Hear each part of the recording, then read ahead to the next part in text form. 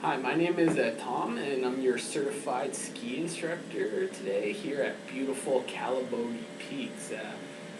It's beautiful and sunny day, and the conditions are fabulous, something I like to call hero snow.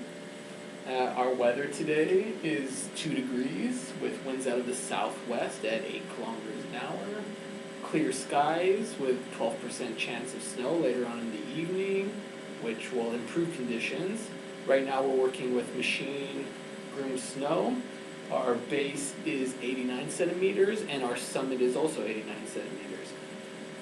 Open trails today, we have 19 of our 29 trails open, including our terrain park, and 2 of our 3 lifts are running. You have all signed a waiver and have purchased your lift passes for the day, which will grant you access to ride both lifts and allow you on all open runs, including our gnarly terrain park, like I mentioned before.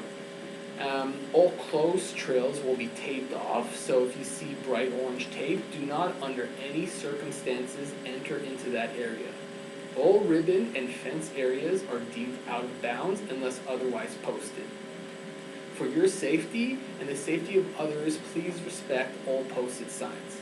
Skiers and snowboarders caught could be subject to their pass being removed, or they might even get charged with trespassing. I know you're all stoked to get out there, but first we should go over the Alpine Responsibility Code. You'll find these posted all around the resort, and they're even on the back of your lift ticket. But we'll go over them right now, and if you have any questions, then just let me know and I'll try to answer them to the best of my ability. So number 1, always stay in control. You must be able to stop or avoid other people or objects. Number 2, people ahead of you have the right of way. It's your responsibility to avoid them. Number 3, do not stop where you obstruct the trail or are not visible from above. Number 4, before starting downhill or merging onto a trail, look uphill and yield to the others coming down. Number 5, if you are involved in or witness a collision or accident, you must remain at the scene and identify yourself to ski patrol. Number 6, always use proper devices to help prevent runaway equipment. So I'll stop right there for a sec, and I'll explain that. If you're a snowboarder, you should always have a leash. So if you're strapping on your board and it gets away from you, that leash will stop it from sliding downhill. When it comes to skis have brakes. So this is your brake. When your foot is in, the brake is up, allowing you to ski. If for any chance you need to step out or your ski comes off for any reason, the brake should engage. So that would prevent it from sliding downhill and hurting someone else. So we always want to make sure that our brakes are in working order. So I'll continue at number 7. Obey all posted signs and warnings. Number 8. Keep off closed trails and obey area closures. Number 9. You must not use lifts or terrain if your ability is impaired through the use of alcohol or drugs. And number 10. You must have sufficient physical dexterity, ability, and knowledge to safely load, ride, and unload lifts. If in doubt, ask the lift attendant. Also, be nice to the lift attendants. They're working hard, watching us have a lot of fun, so just be nice to them. Now when it comes to lift safety, it's very important, so let's go over that. The first thing that you want to do before getting onto the lift with your poles, you always want to make sure that the straps are removed from your wrist. That's so they don't get caught up and you end up injuring your wrist.